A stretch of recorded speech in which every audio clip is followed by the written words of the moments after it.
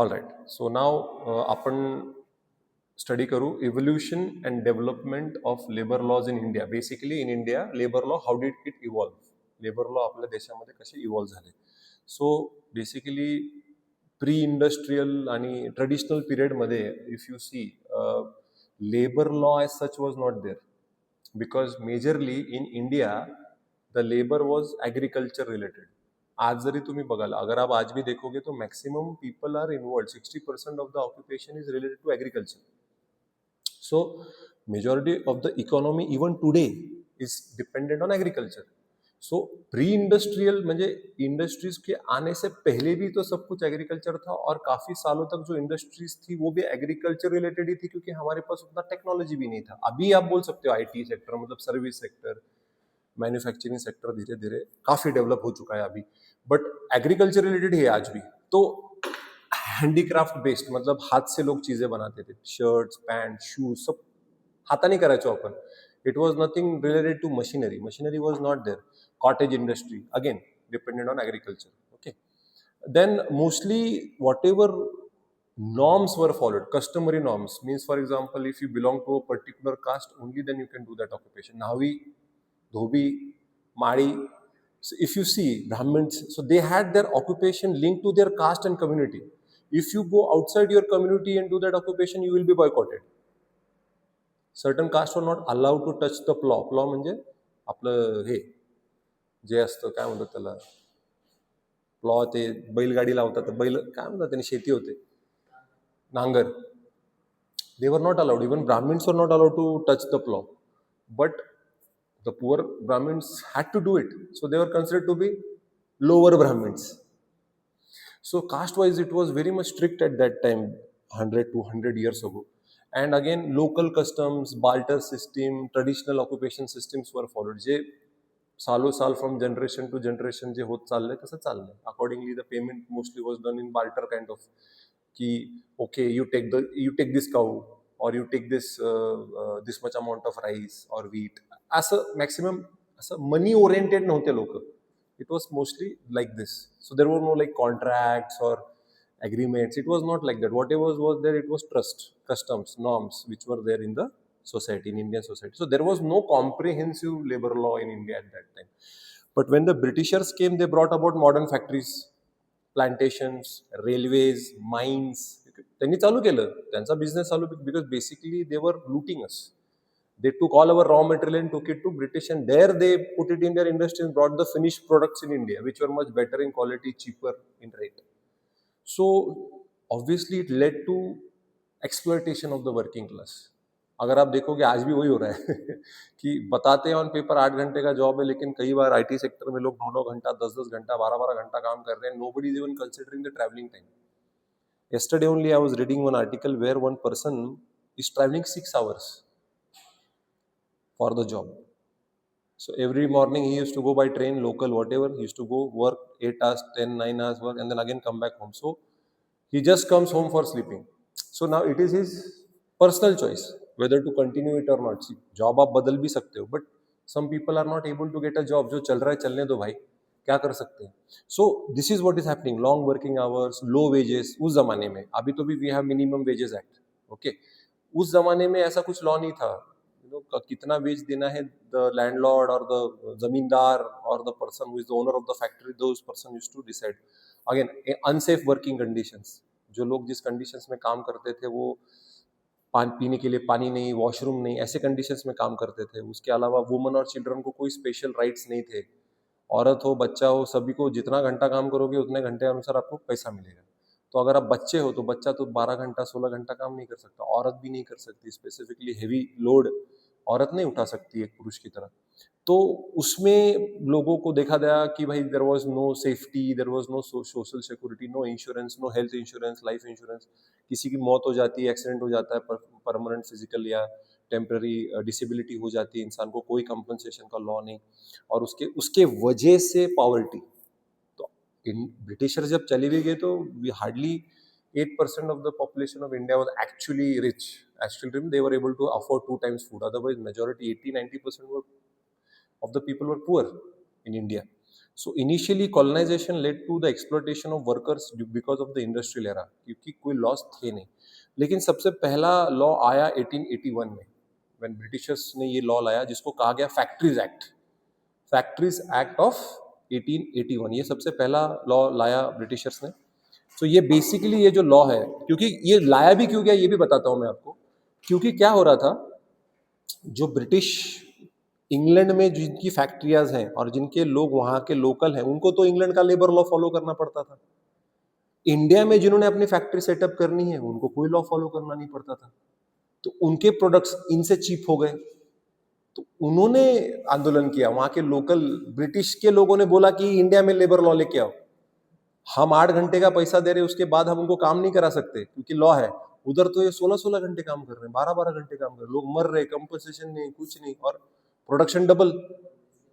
तो उन्होंने चिल्लाना चालू किया, तो इसीलिए ब्रिटिश पार्लियामेंट को वहां के, क्योंकि ब्रिटिश पार्लियामेंट जो क्राउन था, क्वीन थी, that was the head of वीवर ब्रिटिश इंडिया। तो उन्होंने बोला कि इंडिया में भी आपको स्पेसिफिकली चाइल्ड लेबर पे, ये जो फैक्ट्रीज एक्ट है ये चाइल्ड लेबर के ऊपर ये लॉ बना। Okay, child labour, working hours for children, factory regulation की भाई safe working conditions, clean drinking water, safety, social security, ये चीजों के बारे में बात चालू हो गई। क्योंकि अब बच्चों से काम करा रहे हो, बच्चों को क्या समझ में आ रहा है, बच्चों को खाना दे दिया बहुत हो गया। बच्चा, उसको क्या पता पैसा, उसको क्या पता फ्यूचर, वो तो बच्चा बस बोल रहा मुझे खाना चाहिए। तो आप उसको एक्सप्लॉइट कर रहे हो। तो फैक्ट्रीज एक्ट में लाया गया भैया चाइल्ड लेबर के ऊपर कुछ लिमिट लाना चाहिए, एज होना चाहिए जहाँ पे एक बच्चा काम कर सकता है। 10-12 साल का बच्चा काम करेगा तो वो फिजिकली और मेंटली कभी डेवलप ही नहीं होगा, उसको एजुकेशन नहीं मिलेगा, उसकी हेल्थ डिटोरेट हो जाएगी, क्या पता उसका लाइफ स्पैन कम हो जाए। और हजार्डस इंडस्ट्रीज में आप काम करा रहे हो उनको, जहाँ पे बैंगल्स बन रहे हैं, मतलब कांच है, या मैच मेकिंग, मतलब जो आप माचिस की वो, क्योंकि वो तीली लगानी होती है तो उसको छोटे छोटे हाथ लगता है। मैं तीला लगा दूंगा भाई, मेरे हाथ बड़े हैं, तो उसको छोटे छोटी उंगलियां चाहिए जो छोटी सी तीली लगा सकते हैं। तो चाइल्ड लेबर पे बहुत जोरों से लॉ बनाया गया कि आप चाइल्ड लेबर को नहीं, इतना एक्सप्लॉइट नहीं कर सकते, एम्प्लॉयर की कुछ रिस्पॉन्सिबिलिटीज है। उसके बाद धीरे धीरे इंडिया में ट्रेड यूनियंस आने चालू हो गए। हर एक इंडस्ट्री के यहाँ पे ट्रेड यूनियन क्या होता है, बेसिकली ट्रेड यूनियन लीडर होता है एक, मतलब जो वर्कर ही होता है, वर्कर में से ही एक नेता होता है जो यूनियन वर्कर्स को एक साथ, की भाई बार्गेनिंग पावर बढ़ जाती है ना, अकेला वर्कर जाके बात करेगा तो कौन सुनेगा उसकी। बट अगर पूरा ट्रेड यूनियन का लीडर, मतलब उसके पीछे सारे वर्कर से, भैया अगर आप हमारे डिमांड्स पूरे नहीं करोगे तो हम स्ट्राइक करेंगे, हम बंद कर देंगे, है ना। तो bargaining power, better wages, better living conditions, basic amenities, वो सारी चीजों को और उसके अलावा भी ऐसे आर्बिट्ररीली आप किसी को निकाल नहीं सकते, बस निकल जाओ यहाँ से, गेट आउट, ऐसा नहीं कर सकते। तो ये आर्बिट्ररी डिसमिसल, ये सब बंद हो गया धीरे धीरे। पर ट्रेड यूनियन एक्ट भी पास किया गया फाइनली 1926 में। ट्रेड यूनियन एक्ट 1926, ये जो दूसरा कायदा ब्रिटिशर्स ने फॉलो किया, क्योंकि क्यों कायदा फॉलो किया या बनाया गया ब्रिटिश ने, क्योंकि धीरे धीरे ट्रेड यूनियंस ना पॉलिटिकल पार्टीज को अलाइन होने लग गए। तो पॉलिटिकल पार्टीज ट्रेड यूनियंस को अपने पॉलिटिकल माइलेज के लिए इस्तेमाल करने लगे कि अपना वोट बैंक है, तो इनको तब इस्तेमाल करो जब इलेक्शंस आए तो प्रेशर बढ़ाना है कि भैया इनके राइट्स, इनके वेजेस बढ़ाओ, इनका ये करो, इनका वो करो। अगर आप देखोगे नॉर्मली इलेक्शन जब पास आते, suddenly there is talk about reservation, suddenly there is talk about Marathiness, suddenly there is talk about Mumbai and Pune and the outside influence in Maharashtra, है ना। अभी कौन बात कर रहा है बोलो रिजर्वेशन के बारे में, वर्कर्स के बारे में, लेबर के, कोई बात नहीं कर रहा, अभी सब चल रहा है, सब आराम। जब इलेक्शंस आते हैं सडनली एवरीबडी बिकम्स अलर्ट, अरे इतना सारा एक्सप्लॉयटेशन हो रहा है, ये गवर्नमेंट कुछ काम की नहीं है। सो ट्रेड यूनियन एक्ट 1926 जो सेकंड, फैक्ट्रीज एक्ट 1881 पहला लॉ आया, सेकंड जो आया वो ट्रेड यूनियन एक्ट आया 1926 की। सबसे इंपॉर्टेंट है, अगर आपको ट्रेड यूनियन चलाना है तो उसको रजिस्टर करना इंपॉर्टेंट है, रजिस्ट्रेशन करना बहुत इंपॉर्टेंट है 1926, क्योंकि एक इंस्टीट्यूशनल मैकेनिज्म होना चाहिए। कोई भी खड़ा हो गया, 10 लोग खड़े हो गए हमारा ट्रेड यूनियन, नहीं भाई, मिनिमम नंबर ऑफ वर्कर्स चाहिए। अगर 100 वर्कर है तो कम से कम 60-70 लोग तो उस यूनियन के मेंबर होने चाहिए, वरना 100-200 वर्कर्स हैं उसमें से 10 लोग खड़े हो गए हम हमारा ट्रेड यूनियन है, बाकी के जो 100-90 लोग बोल रहे नहीं हमारा कोई लेना देना नहीं, इससे होता है ऐसे कई बार। तो बेसिकली ऐसे सिचुएशंस में फिर वो ट्रेड यूनियन कुछ काम का नहीं है, वो कुछ अलग ही एजेंडा के लिए लोग अपना कभी कभी प्रॉब्लम क्रिएट करने के लिए भी ऐसा करते हैं, तो उसको मान्यता नहीं मिलेगी। उसके बाद जैसे ब्रिटिशर्स धीरे धीरे इंडिया में थे, तो उस वक्त जैसे मैंने बोला पहले फैक्ट्रीज एक्ट आया 1881, स्पेसिफिकली इसने चाइल्ड लेबर को अटैक किया। फिर आया ट्रेड यूनियन एक्ट 1926, इन्होंने कहा कि भैया trade unions have to be registered. Okay, ये इंपॉर्टेंट है कि उसको कोई लीगल रिकग्निशन होना चाहिए। उसके बाद वर्कमेंस कंपनसेशन एक्ट 1923, ये 3 साल पहले पास किया गया, मैंने बताया नहीं। वर्कमैन कंपनसेशन एक्ट 1923 मतलब काम करते दौरान अगर वर्कर को कोई नुकसान होता है, जैसे फिजिकल इंजरी होती है टेम्पररी या परमानेंट, तो उसको कंपनसेशन देने का काम एम्प्लॉयर का है। अब उसमें गलती किसी की भी हो, पर वो आपका काम कर रहा है, तो वो अगर काम कर रहा है, उस काम करते समय वो एक्सीडेंटली उसका हाथ चला गया, पैर चला गया, जान चली गई, तो उसकी फैमिली मेंबर्स को या उसको अगर वो जिंदा बचा तो कंपनसेशन देना जरूरी है। तो वर्कमेंस कंपनसेशन एक्ट ऑफ 1923। उसके बाद 1936 में पेमेंट ऑफ वेजेस एक्ट आया कि पेमेंट वेजेस पे करना मैंडेटरी है। उसका टाइम फ्रेम डिसाइड किया गया कि देखिए भाई, अगर आपका 1 महीने का अगर कुछ है, 1 महीने के बाद जैसे सैलरी मिलती है, या 1 दिन के बाद, या 2 दिन के बाद, या हफ्ता भर के बाद आपको सारा पैसा मिलेगा, तो it has to be paid within the next, चलो भैया 1 महीने के बाद दे रहे तो 10 दिन के अंदर, मतलब अगर 10 सितंबर, अभी अगस्त चल रहा है, तो भाई 10 सितंबर के अंदर सैलरी हो जानी चाहिए सबकी। आप इस महीने की सैलरी 30 सितंबर को देखिए, फिर सितंबर की सैलरी अक्टूबर एंड में देखिए, ऐसा चलेगा क्या? ऐसा नहीं चल सकता। क्यों नहीं चल रहा है? क्योंकि लॉ है। क्यों नहीं चल रहा है? क्योंकि लॉ है। नहीं तो भैया, ऐसे ऑर्गेनाइजेशंस के नाम भी आपने सुने होंगे कि 3-3, 4-4 महीने हो गए उन्होंने सैलरी पे नहीं करी, उन्होंने वेजेस पे नहीं करे, तो आप लेबर लॉ में जा सकते हो। हाँ, इट्स ओके। हम नाम सभी को पता है लेने में। हाँ, सिंहगढ़ इंस्टीट्यूट, उसमें क्या है, वहाँ पे 2-3 महीने ड्यूरिंग कोरोना टाइम, अभी भी ऐसे होते हैं कि, क्योंकि पहला क्वेश्चन जो आता है मेरे पास कि सर वहाँ पे अप्लाई करने से पहले कि भाई वहाँ पे सैलरी टाइम पे होती है क्या? मतलब अभी इट इज 2026, ये लॉ पास किया गया 1936, 1926, 1923, फिर भी लोग आज टेंशन में कि उसमें टाइम पे सैलरी देते हैं क्या? तो सोचो मतलब वो इम्पैक्ट कितना है। ओके। उसके अलावा 1946 में industrial employment standing orders act, industrial employment act, कि भाई इंडस्ट्री में अगर आपको जो भी एम्प्लॉयमेंट है वो, तो उसके कुछ कॉन्ट्रैक्ट होने चाहिए, उसके कुछ नॉर्म्स होने चाहिए कि भाई आपको कितने सालों, मतलब कॉन्ट्रैक्ट, जैसे बहुत लोग कॉन्ट्रैक्ट पे काम करते हैं, 11 महीना, 6 महीना, 3 महीना, कुछ डिटेल, कुछ टाइम लिमिट होना चाहिए, कितने पैसे आपको मिलेंगे, कितना घंटा आपको काम करना है, छुट्टियां कितनी मिल सकती है, मेडिकल लीव कितनी मिल सकती है, अर्न लीव कितनी, एक एचआर पॉलिसी होनी चाहिए भाई। हवे में बस चल रहा है ऐसा नहीं हो सकता। There has to be a mechanism through which the workers और the employees are not exploited. ठीक है। उसके बाद इंडस्ट्रियल डिस्प्यूट एक्ट, जो हम डिटेल में पढ़ेंगे, इंडस्ट्रियल डिस्प्यूट एक्ट ऑफ 1947, कि जो भी इंडस्ट्रीज के बीच में डिस्प्यूट्स होते हैं, कभी कभी एम्प्लॉयर एम्प्लॉय के बीच में डिस्प्यूट्स होते हैं विद रिगार्ड्स टू एम्प्लॉयमेंट, वो उसका लेबर लॉ जो कोर्ट है, लेबर कोर्ट है, वो देखता है। एंड फाइनली जो 1881 का फैक्ट्रीज एक्ट था, उसको इंडिपेंडेंस के बाद अमेंड किया गया 1948 में। तो वो 1881 का लॉ गया डायरेक्टली, इंडिपेंडेंस के बाद फैक्ट्रीज एक्ट पास किया गया 1948 में, जो basically it laid down the foundation of modern labour laws in India. पर उसके अलावा भी 1947 के बाद बहुत सारे चेंजेस हुए इंडिपेंडेंस के बाद, क्योंकि इंडिपेंडेंस के बाद सबसे पहला, अगर आप देखोगे कॉन्स्टिट्यूशन में, अगर आपने प्रियम्बल पढ़ा होगा, तो कॉन्स्टिट्यूशन में बोला गया है कि हम सोशलिस्ट कंट्री है। प्रियम्बल में बताया गया है कि हम डेमोक्रेटिक है, हम रिपब्लिक है, हम सोवरीन है, हम डेमोक्रेटिक है, हम सोशलिस्ट हैं, हम सेक्युलर हैं।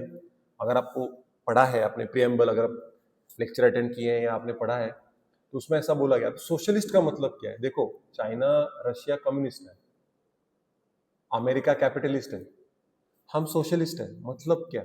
मतलब ऐसा कि कम्युनिस्ट जब मैं बोलता हूं, तो जो भी गवर्नमेंट लॉ बनाता है, it is with respect to the orientation of the poor, weaker section के लिए, कि equal pay for equal work, equality of opportunity, equality हर जगह पे।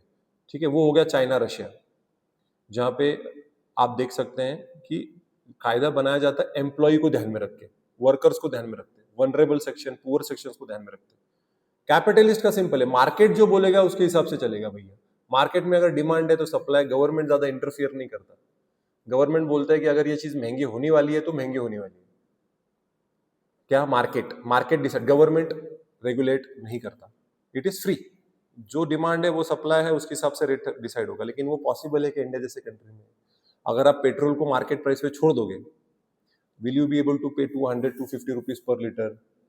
नहीं। तो गवर्नमेंट उसके ऊपर कुछ डालता है ना, कि भाई सब्सिडी, आप जिसको बोलते हो सब्सिडी, कि गवर्नमेंट उसमें से थोड़े बहुत पैसे भरता है ना।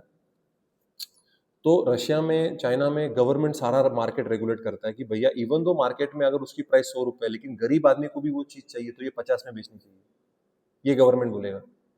और करना पड़ेगा मार्केट फोर्सेस को, क्योंकि वहां की जनता गरीब है। अब इंडिया का भी वही कंडीशन है, पर हम कम्युनिस्ट नहीं है, हम सोशलिस्ट है। मतलब प्राइवेट सेक्टर भी इंपॉर्टेंट है। हमारे देश में पब्लिक सेक्टर और प्राइवेट सेक्टर दोनों को इंपॉर्टेंस दिया गया है, ठीक है। पब्लिक सेक्टर कहाँ पे कॉन्सेंट्रेट करता है, जहां पे आप अगर देखोगे बहुत एसेंशियल नीड जो होते हैं लोगों के, पानी, हवा, क्लीन एयर, फूड, इलेक्ट्रिसिटी, उसमें अगर आप देखोगे तो गवर्नमेंट का रोल ज्यादा है। पर उसी जगह पे अगर आप देखोगे एजुकेशन है, आपका मोबाइल कनेक्टिविटी है, इंटरनेट, उसमें बीएसएनएल भी है, एयरटेल भी है, मतलब प्राइवेट सेक्टर भी है। अगर आप रेलवे देखोगे, रेलवे अभी भी प्राइवेटाइज नहीं हुआ। क्यों नहीं हुआ? अगर रेलवे अगर कल प्राइवेटाइज हो गया तो जो प्राइजेस बढ़ेंगे, क्वालिटी भी बढ़ेगी, नो डाउट अबाउट इट, पर आम आदमी कैसे अफोर्ड करेगा? आम आदमी जो रेलवे से ट्रैवल करता है, 50 रुपए की टिकट लेके वो कहीं पे भी देश में घूम सकता है, वो पॉसिबल ही नहीं है। तो इसलिए हम सोशलिस्ट है, जहाँ पे पब्लिक सेक्टर और प्राइवेट सेक्टर दोनों मिलके सोशल जस्टिस, समाज में इक्वालिटी, समाज में समानता, इक्वल डिस्ट्रीब्यूशन ऑफ वेल्थ के लिए कोशिश कर रहे हैं।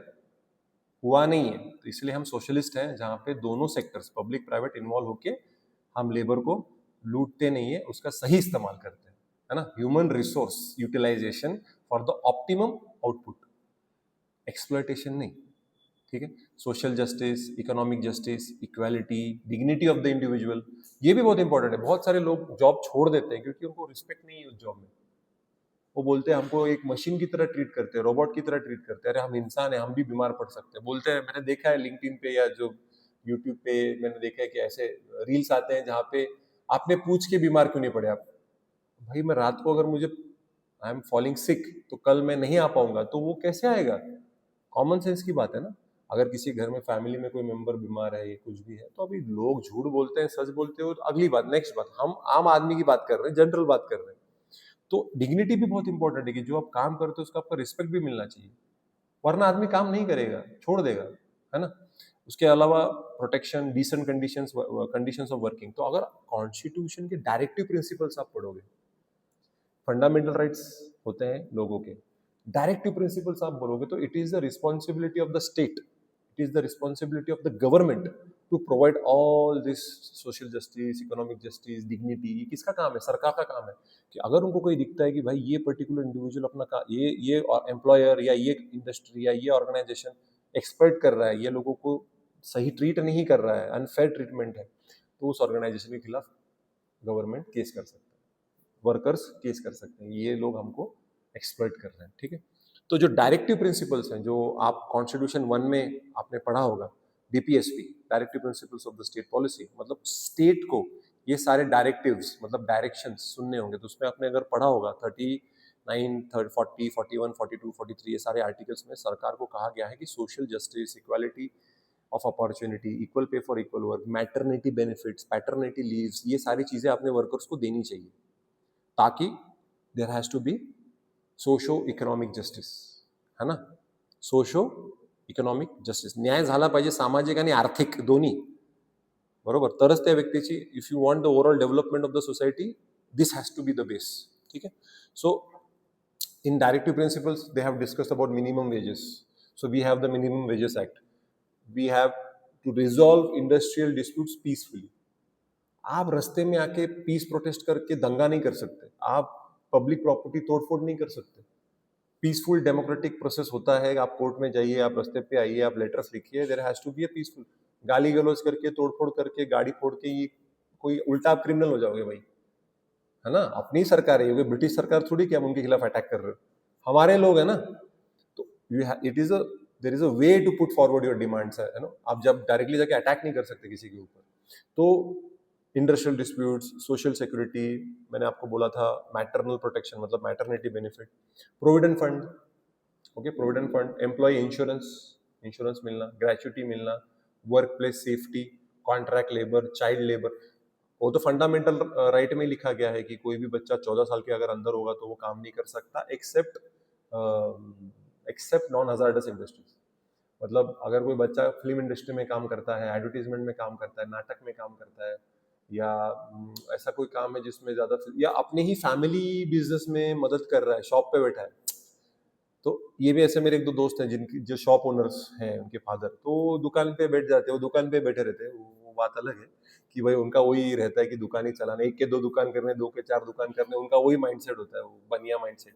तो वो उनका कस्टम्स है, वो उनका माइंडसेट है, कोई सच मतलब गलत या सही ऐसा नहीं है, वो उनका बचपन से जो दिखता है वो सही, पैसा आ रहा है तो वो वही करते हैं। तो ये सारी चीजें अगर आप देखोगे तो इसके ऊपर सरकार ने कायदा बनाया है। 14 से 18 साल का बच्चा काम कर सकता है बट नॉन हजार्डस इंडस्ट्रीज में। आप उसको ऐसे chemical industries, waste industries, electronic industry में नहीं डाल सकते क्योंकि बच्चा है, तो उसको उसकी हेल्थ या उसके माइंडसेट पे इम्पैक्ट पड़ेगा। ठीक है, होटल में काम कर सकते हैं, वो सर्व करते हैं, या इसमें काम कर सकते हैं, जैसे कि 14 से 18 साल का बच्चा कोई भी इंडस्ट्री जहाँ पे फिजिकल लेबर नहीं है ज्यादा, और उसमें भी एम्प्लॉयर का काम होता है। मैं child labour prevention of prevention of child labour act जो है उसमें मैं बताऊंगा आपको कि 14 से 18 साल का बच्चा काम कर सकता है, लेकिन जो एम्प्लॉयर है उसकी रिस्पॉन्सिबिलिटी है कि उसने उसको स्कूल में भेजना है, उसकी स्कूल की फीस पे करना है, उसको 6 घंटे के ऊपर वो काम नहीं करा सकता उससे। हम 8 घंटा काम करते हैं, बच्चा उस 6 घंटे में भी उसका लंच ब्रेक होगा। अब ये होता है क्या रियलिटी में? होटल जो चलता है दिन भर चल रहा है ना? आपने एक मूवीज में भी देखा होगा, आमिर खान बच्चों को चाय पिला रहा है, बिस्किट खिला रहा है, ये रियलिटी है। कोई बच्चा दिखता है तो हम उसको 10 रुपए, 20 रुपए, 100 रुपए की पत्तियां बच्चा रख अपने पास, है ना? वो क्यों कर रहा है? क्योंकि वो एक्सेप्टेबल है, क्योंकि हमारे देश में पॉवर्टी है। वो बच्चा पढ़ाई से ज्यादा किसके बारे में सोच रहा है? खाने के बारे में सोच रहा है, फूड के बारे में सोच रहा है। उसके घर वाले भी उसको तभी एंटरटेन करेंगे तब वो पैसा घर में लेके आएगा। ये रियलिटी है, क्योंकि हमारे पास जो 2 वक्त का खाना है हम उसको इजीली एक्सेप्ट कर लेते हैं, लेकिन not in the real life में। बच्चा जो गरीब होता है उसका वही प्रायोरिटी होता है, खाना। ठीक है, तो अभी हमने इंडियन लेबर लॉ जब बहुत सारे लॉज और कोड्स आए, large number of laws were there in labour. बाद में अभी रिसेंटली 2-3 साल पहले labour laws have been converted into codes, labour codes. वो मैं आपको पढ़ाऊंगा। इतने सारे लॉज हो गए थे कि there was overlapping, industrial dispute, company dispute, partnership dispute. अरे भाई, कौन से लॉ के अंदर का हमें जाके कौन से जुरिस्डिक्शन में केस फाइल करना है? लेबर कोर्ट जाना है, सिविल कोर्ट जाना है, क्रिमिनल कोर्ट जाना है, फैमिली कोर्ट जाना है? अरे भाई, जाना क्या है? तो इतना ओवरलैपिंग, कॉम्प्लेक्स कंप्लायंस, इतने कौन सा टैक्स पे करना है, कौन किधर पे करना है, वो लोग कंफ्यूज हो जाते थे। हाँ, कि इसमें होता ऐसा था कि जो एडमिनिस्ट्रेटिव कॉम्प्लेक्सिटीज और प्रोसीजरल बर्डन, कि भाई कौन सा प्रोसीजर फॉलो, ये प्रोसीजर फॉलो करना है कि ये प्रोसीजर फॉलो करना है, क्योंकि दो लॉ एक ही बारे में बात कर रहे हैं। ओके, कॉन्स्टिट्यूशन भी बता ये करना है, उसका एक्ट भी बता दिया, उसका कोड भी बता दिया, यार फॉलो कौन सा करना है? तो जो लोग लॉयर हैं या जो लोग उसी फील्ड में सालों साल प्रैक्टिस कर रहे हैं वो लोग बता सकते हैं, लेकिन आम आदमी कैसे उसको फॉलो करेगा? आम एम्प्लॉयर जो रोज अपनी कंपनी चला रहा है, उसके दिमाग में ये होता है कि भैया धंधा हो अपना, है ना, और जो भी है वो लीगल खत्म करो, मैटर क्या है, पैसे देके छूट जाओ, मुझे उसमें नहीं पढ़ना। हम डे टू डे एक्टिविटी में अपने अटके हुए रहते हैं उसमें। ये अभी कहाँ पे ये मल्टीपल डेफिनेशंस, ये मल्टीपल प्रोसीजर्स, मल्टीपल कंप्लायंसेस, आदमी उसी में थक जाता है। तो 2019 में 2019 में पहली बार कोड ऑन वेजेस आया, कोड ऑन वेजेस, कि भैया सबसे पहली बार 2019 में ये आया कि धीरे धीरे हमने ये लेबर लॉज जो है वो हटा दिए और हमने कोड्स ले आए। तो वेजेस पे कोड आया 2019 में, उसमें एक ही जगह पे, मतलब एक ही लॉ में क्या क्या आ गया? मिनिमम वेजेस कितने देने हैं, पेमेंट ऑफ वेजेस कब करना है, क्योंकि पेमेंट ऑफ वेजेस एक्ट अलग था, मिनिमम वेजेस एक्ट अलग था, तो वो सब कुछ अभी उन्होंने एक ही जगह पे ले लिया। तो कौन सा आया उसमें कोड ऑफ वेजेस में? मिनिमम वेजेस कितने देने हैं, पेमेंट ऑफ वेजेस कब करना है, बोनस कितना होना चाहिए, क्योंकि बोनस एक्ट एक अलग है। मतलब हाँ, कि बोनस भी आपको कैसे देना है, कि कौन एप्लीकेबल हो सकता है। अभी मैंने 1 महीने काम किया है, मैं एप्लीकेबल फॉर बोनस? नो। कम से कम 1 साल 2 साल काम करोगे तो आपको कुछ बोनस मिलने के चांसेस है। 1 महीना काम करोगे कैसे बोनस मिलेगा? नहीं, तो है ना, कुछ कॉमन सेंस। तो bonus, equal remuneration, equal remuneration मतलब लड़का हो लड़की हो, कोई भी अपर कास्ट हो लोअर कास्ट हो, ये रिलीजन हो या वो रिलीजन हो, सभी को अगर वो काम एक कर रहे हैं तो उनको रिन्यूमरेशन या उनके जो पैसे हैं वो भी सेम मिलने चाहिए। Just because that person belongs to a different caste, gender, place of birth, language, आप डिस्क्रिमिनेट नहीं कर सकते, ये तो अपना फंडामेंटल राइट है। तो वो भी इसी कोड में। अब इस पर्टिकुलर कोड ने कौन से कायदे रिप्लेस किए वो भी इंपॉर्टेंट है। कौन से? पेमेंट ऑफ वेजेस एक्ट, ठीक है। पेमेंट ऑफ वेजेस एक्ट, जैसे पेमेंट ऑफ वेजेस मैंने बोला आपको, payment of wages act of 1936 या ये हटा दिया।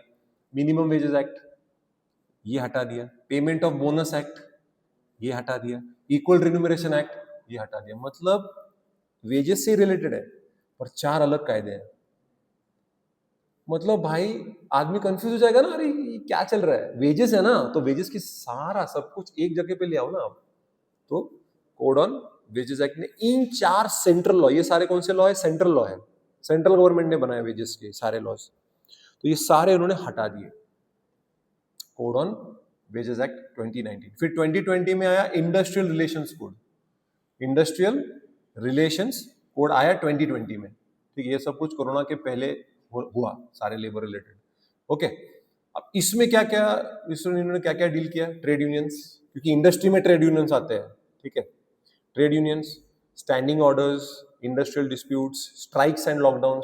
स्ट्राइक जो करता है वो वर्कर करता है, लॉकडाउन कंपनी करती है, इंडस्ट्री लॉकडाउन करती है।